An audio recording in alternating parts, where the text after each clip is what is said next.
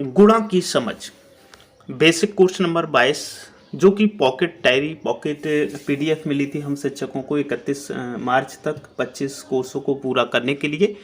तो उन्हीं में से ये 22 नंबर कोर्स है। इसके अंतिम भाग की प्रश्नोत्तरी हम लोग इस वीडियो में कवर करेंगे, यानी कि भाग 5 की। तो वीडियो में अंत तक जरूर बने। शुरू करते हैं इस वीडियो को। हेलो दोस्तों, नमस्कार। आप देख रहे हैं डेली ग्रो यूट्यूब चैनल।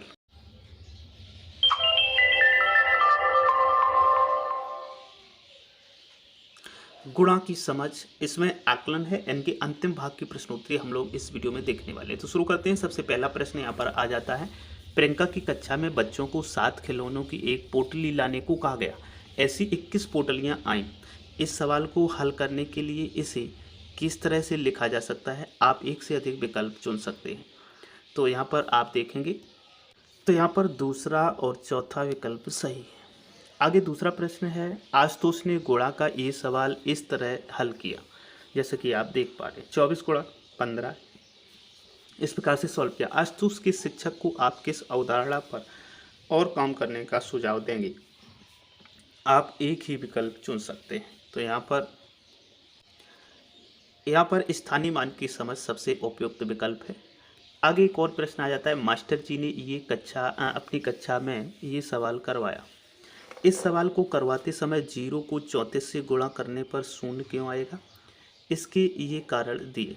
इन कारणों में से आपके अनुसार कौन से कारण सही हो सकते हैं? आप एक ही विकल्प चुन सकते हैं। तो यहाँ पर तीसरा विकल्प है, शून्य के 34 समूह हैं। आगे एक और प्रश्न है, सोनाली मैडम ने अपनी कक्षा में इबारती सवालों के ये प्रतिरूप दिखाए। जैसे कि आप देख पा रहे होंगे चित्र में। इनके अनुसार बच्चों ने ये इबारती सवाल बनाए। इन बच्चों में से जो सवाल इस प्रकार के प्रतिरूप से दिखाया जा रहा है उसे चुनें। आप एक ही विकल्प चुन सकते हैं। तो यहाँ पर जो अंतिम विकल्प है वो बिल्कुल इसका सही जवाब है। आगे एक और प्रश्न है, मानसी ने अपनी कक्षा में गुणा को सिखाते समय शुरुआत सबसे पहले पहाड़ों से की है और फिर बच्चों को सवाल हल करने को कहा। आप मानसी को पाठ योजना बनाने के लिए इन विकल्पों में से कौन सा सुझाव देंगे? आप एक से अधिक विकल्प चुन सकते हैं। यहाँ पर 4 विकल्प दिए गए हैं। यहाँ पर दूसरा और तीसरा विकल्प सही है। इनको सबमिट करते हैं। आगे एक और प्रश्न आता है और नेक्स्ट जो प्रश्न है, खंडित गिनती और गुणा के बीच क्या संबंध है? आप एक से अधिक विकल्प चुन सकते हैं। यहाँ पर 4 विकल्प दिए गए हैं। यहाँ पर दूसरा, तीसरा और चौथा विकल्प सही है। आगे चलते एक और प्रश्न आ जाता है, माचिस के एक डिब्बे में 42 तीलियाँ हैं। ऐसे 57 डिब्बों में कितनी माचिस होंगी?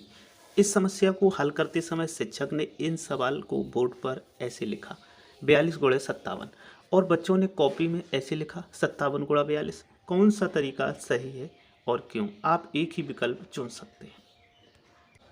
यहाँ पर अंतिम विकल्प बिल्कुल सही होना चाहिए। आगे देखते हैं एक और प्रश्न है, सोहानी ने गुणा का सवाल इस तरह हल किया और सोहानी के शिक्षक को कौन सा फीडबैक उसकी समझ को बढ़ाएगा? आप एक से अधिक विकल्प चुन सकते हैं। यहाँ पर थर्ड और फोर्थ को हम सबमिट करेंगे और जारी रखें। एक और प्रश्न आता है नवा, अभिनव और सौर दोनों ने गुणा के इन सवाल को यूँ हल किया। एक घर में 21 रुपये का दूध हर रोज लिया जाता है। अगर इस महीने 31 दिन दूध आया तो दूध का बिल कितना होगा? अभिनव का तरीका आधा दुगना और सौर का तरीका है आधा दुगना। तो इस प्रकार से ये इन्होंने सॉल्व किए। तो इसमें जो सही विकल्प है, तो यहाँ पर पहला विकल्प सही है। इसको सबमिट करेंगे। आगे 10वां प्रश्न आता है, गुणा की समझ के लिए जोड़ और घटा दोनों की समझ की आवश्यकता होती है। क्या यह सही है? आप एक ही विकल्प चुन सकते हैं। तो यहाँ पर जो पहला विकल्प है वो सही है। सबमिट करेंगे। धन्यवाद यहाँ पर लिखा रहेगा। इस प्रकार से हमारा इस कोर्स का अंतिम भाग भी प्रश्नोत्तरी पूर्ण हुई। उम्मीद करता हूँ ये वीडियो आपको पसंद आया होगा। यदि पसंद आए साथियों में से शेयर जरूर करें।